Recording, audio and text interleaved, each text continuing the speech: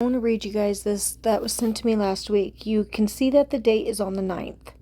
And it says U.S. builds pressure on Israel and Hamas to hold peace talks next week. Okay, that says the U.S., right?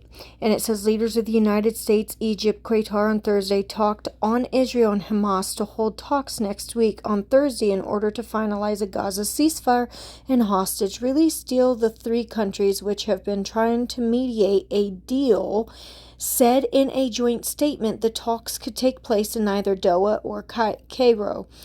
A framework agreement is now on the table with only details of implementation left to conclude. They said there is no further time to waste nor excuses from any party for further delay. It is time to release the hostages, begin the ceasefire, and implement this agreement. Now, I'm going to show you something. Now, look at this. Gaza peace talks, Hamas says, won't join talks, losing faith in U.S. as mediator. Okay, this just came out August 15th, and it says, which is, well, today, which is, they're 7 hours ahead, but it says the pressure has been mounting on Israel and Hamas to end the 10-month-old war that's been raging in Gaza. To that end, peace talks mediated by the United States, Qatar, and Egypt are expected to resume on Thursday, August 15th, which is ironic because, as I recall today, that the U.S. is supposed to be sending out letters for ages 18 to 26 for their for the draft. Now, whether or not they do that is beyond me because, the media isn't always accurate.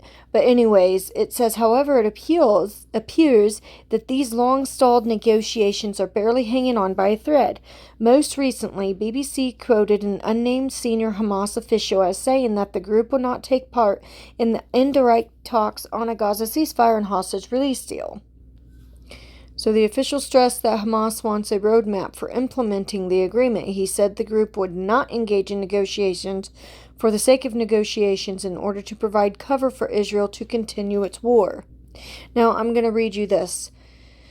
1 Thessalonians 5:3, for when they shall say peace and safety, semicolon. For when who says peace and safety, okay?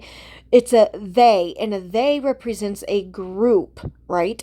For when the group says peace and safety, semicolon, then sudden destruction come upon them. As what? As travail upon a woman with child, and then it has a semicolon, and they shall not escape. Here's the thing.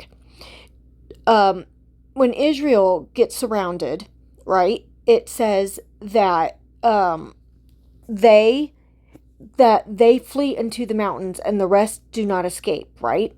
So Revelation 12 talks about a woman in travail, and we know that the destruction timing is the wrath timing of after the rapture, and that's because the baby's been born.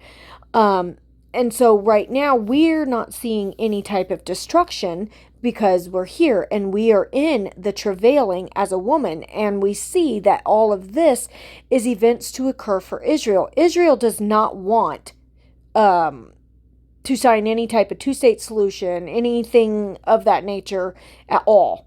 All right, now, am I saying that this is the deal? No, I am not. But I am stating that there is a possibility with how it says that sudden destruction comes upon them as travail upon a woman with child.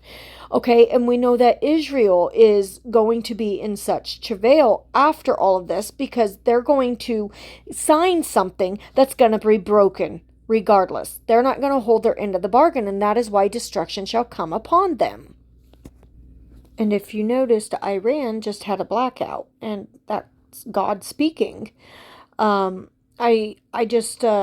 I wanted to run this information by you because this is something that was just led, and I thought this was pretty interesting with all the other stuff that's going on, which I won't get into. But it does say in 1 Thessalonians 5 that concerning the times and the seasons that you have no need that I should write unto you. For you yourselves know perfectly that the day of the Lord comes as a thief in the night. Okay, well, that's self-explanatory. That we're watching, we're waiting, And it's going to come as a thief in the night for those who are not watching. It's going to be sudden destruction, and they're not going to be able to escape.